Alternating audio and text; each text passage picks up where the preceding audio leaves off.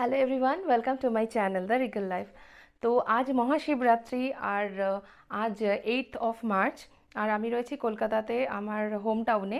আর প্রত্যেক বছর আমাদের বাড়িতে যে প্রতিষ্ঠা করা শিব আছেন ওনাকেই আমরা পুজো করি শিবরাত্রির দিনে আর নীল ষষ্ঠীর দিনে।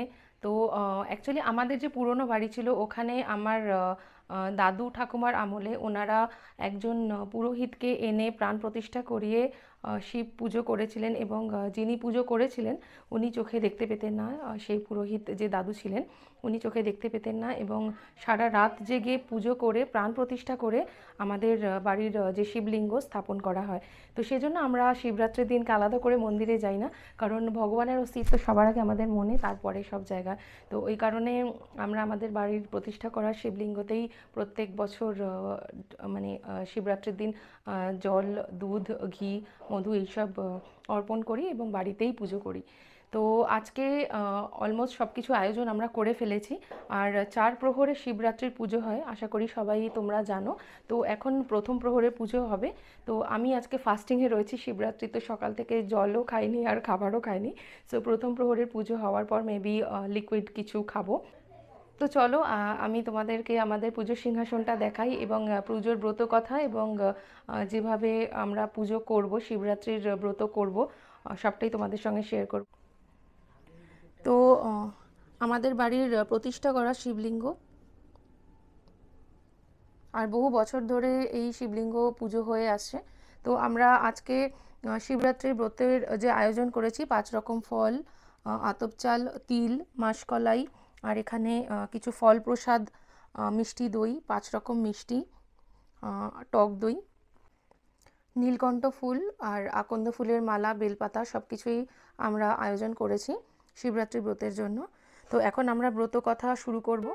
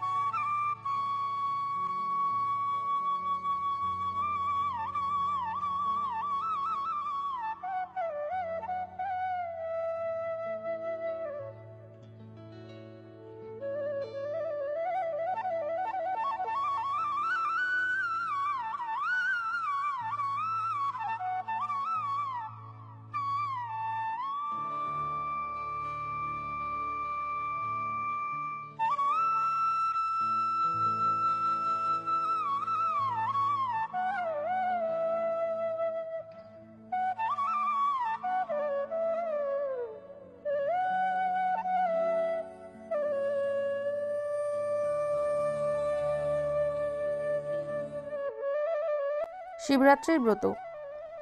ব্রতের ফল। শিবরাত্রি ব্রত পালন করিলে ধর্ম, অর্থ, কাম, মোক্ষ এই চতুর্বিধ ফল লাভ হয়। ব্রতের নিয়ম। শিবরাত্রির পূর্বদিন স্নান করিয়া হবিষ্যান্ন বা নিরামিষ আহার করিয়া থাকিতে হইবে। রাত্রে বিছানায় শয়ন না করিয়া কম্বল বা খড়ের বিছানায় উপর সংযমী হইয়া শয়ন করিবে। শিবরাত্রির দিন প্রাতঃস্নান করিয়া বিল্বপত্র চয়ন করিয়া রাখিবে। সারাদিন উপবাসী থাকিয়া গঙ্গা মাটিতে 4টি শিব তৈরি করিয়া রাখিবে, এবং রাত্রে 4 প্রহরে 4বার শিব পূজা করিবে।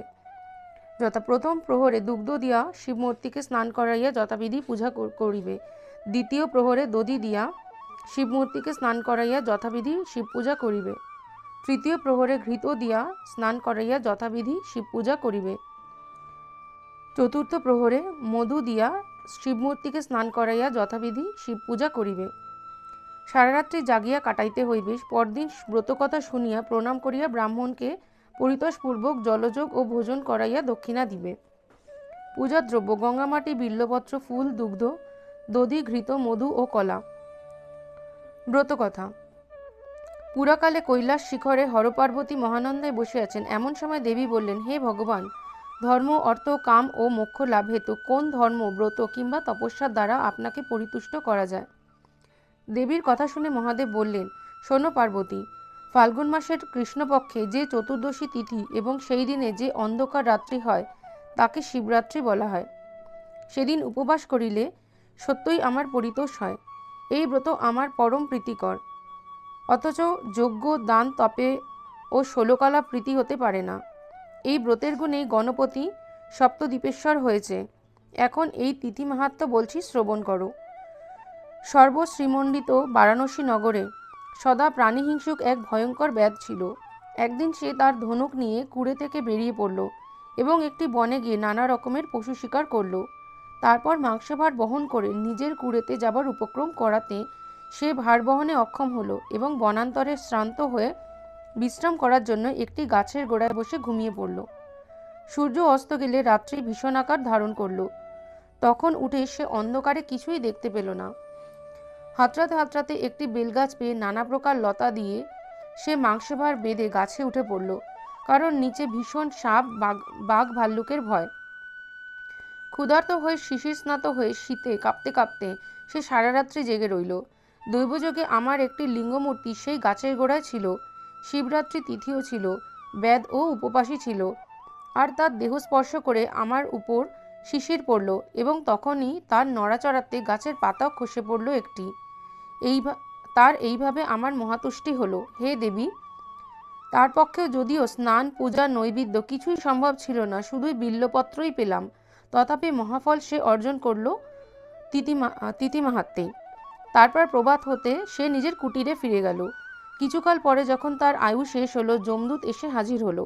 আমার দূতও সেখানে গিয়ে হাজির হলো এবং তাকে বেঁধে নিয়ে যাওয়া হবে কিনা কিংবা আমার কাছে আনা হবে ইত্যাদি নিয়ে যমদূত আমার সঙ্গে খুব ঝগড়া করতে লাগলো। তখন শিবদূত যমদূতকে প্রহার করে আমার কাছে বেদকে নিয়ে এলো। পরে যম সমস্ত অবগত হয়ে পুরোদ্বারে এসে উপস্থিত হলো এবং সেখানে নন্দীকে দেখে বেদের সারা জীবন ধরে কুকর্ম করার সমস্ত কথা সে তাকে বলল। তা শুনে সর্বজ্ঞ নন্দী যমকে সেদিনের বেদের কর্ম সম্বন্ধে শোনাতে লাগলো। নন্দী বলল, বেদ যে সারা জীবন দুরাত্মা ছিল সে বিষয়ে কোনো সন্দেহ নেই ধর্মরাজ।